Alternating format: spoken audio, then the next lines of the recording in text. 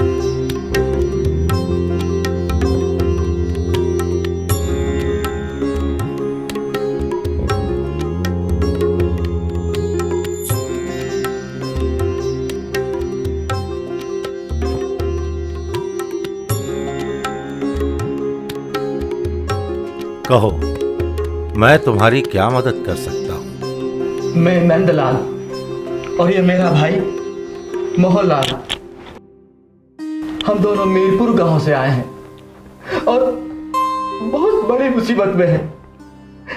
इसलिए प्रभु हम आपकी शरण में आए। कहो, अपनी परेशानी मुझे निसंकोच कहो। साईं, गांव की पंचायत ने बिना किसी दोष के मुझे दोषी ठहरा दिया और ये फैसला सुनाया कि हम दोनों भाई अपनी बेटियों को पंचायत के किसी सदस्य के यहाँ ब्याह दें, अन्यथा हमको बिरादरी से अलग कर दिया जाएगा। साईं, आप ही बताइए साईं, हम मैं क्या करूं? पंचायत का फैसला बहुत बड़ा अन्याय है। हम दोनों की तो कोई पुत्री भी नहीं है। हम लोगों को परिवार के साथ गांव से बाहर निकाल दिया जाएगा। तुम निश्चिंत रहो, ईश्वर तुम्हारी समस्या का समाधान जरूर निकालेगा। तुम अपनी पंचायत के सदस्यों को मेरे आश्रम में ले आओ, मैं स्वयं उनसे बात करूंगा। जो आ गया प्रभु।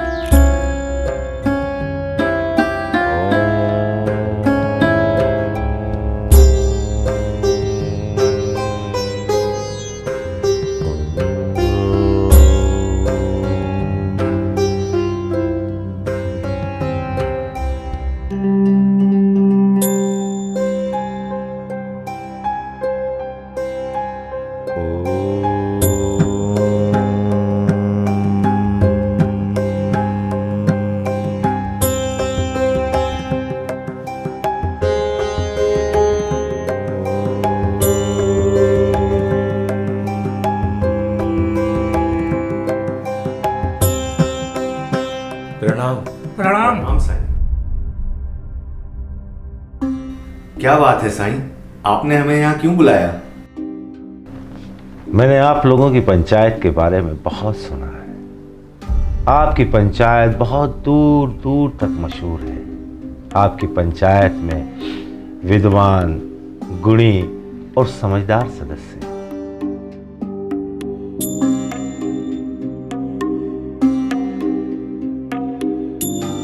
प्रणाम साईं।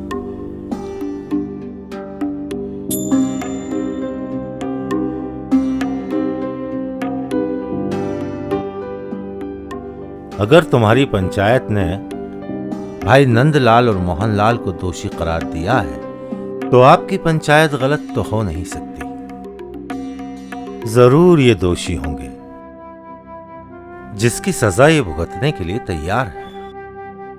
माननीय पंचों, मेरी आपसे एक विनती है कि दोषी को सजा जरूर दो, लेकिन ऐसी जिसका वो भुगतान कर सके। अब जो चीज उसके पास है ही नहीं, वो कहां से देगा? आप कहना क्या चाहते हैं साईं? आपकी पंचायत का फैसला है कि ये अपनी कन्या का विवाह आप में से किसी एक के कुल में करवाएं।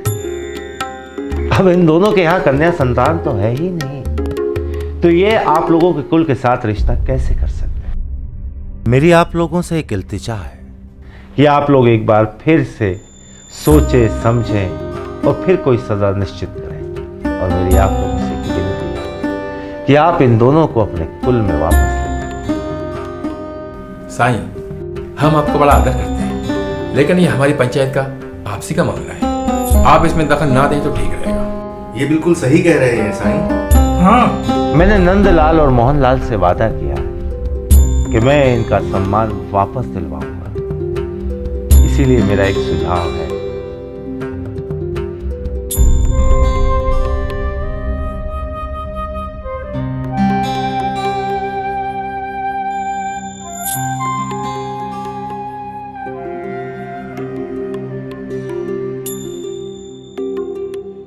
ये मेरी बेटी है।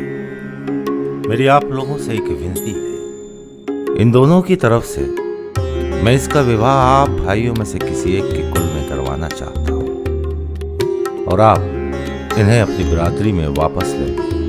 साईं, आप अपनी बेटी को यहाँ पर लाकर हमें धमका रहे हैं। आपकी बेटी से अब हम लोगों में से कोई भी रिश्ता नहीं जुड़ेगा और लोगों को तो हम अपनी बिरादरी में बिल्कुल नहीं लेंगे। आपकी पंचायत का फैसला था कि ये अपनी कन्या का विवाह आप में से किसी एक के कुल में करें। अब भगवान ने इन्हें पुत्री दी ही नहीं, इसलिए ये मेरी बेटी को गोद ले रहे हैं। अब इसका विवाह और कन्यादान यही कराएंगे। नहीं साईं, आपका ये प्रस्ताव हमें मंजूर नहीं। आप लोगों की दो जबानें क्यों हैं? आप किसी मिर्गी के मरीज की तरह जबान को इधर से उधर घुमा रहे हैं। मुझे लगता है कि आप मिर्गी के मरीज ही हैं।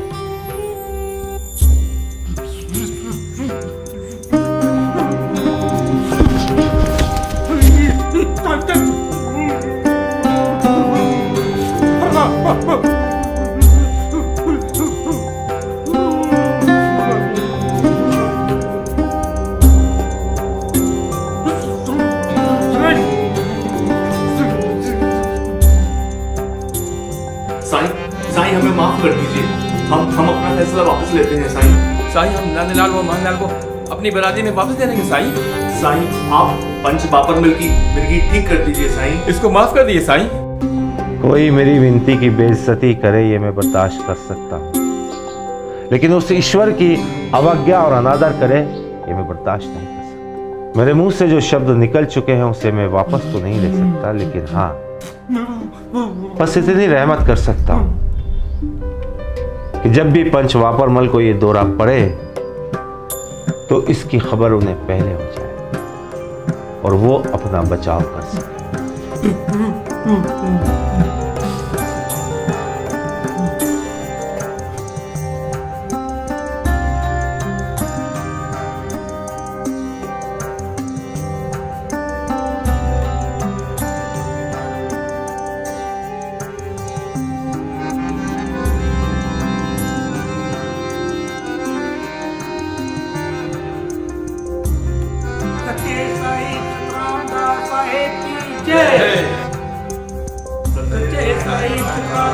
साईं जय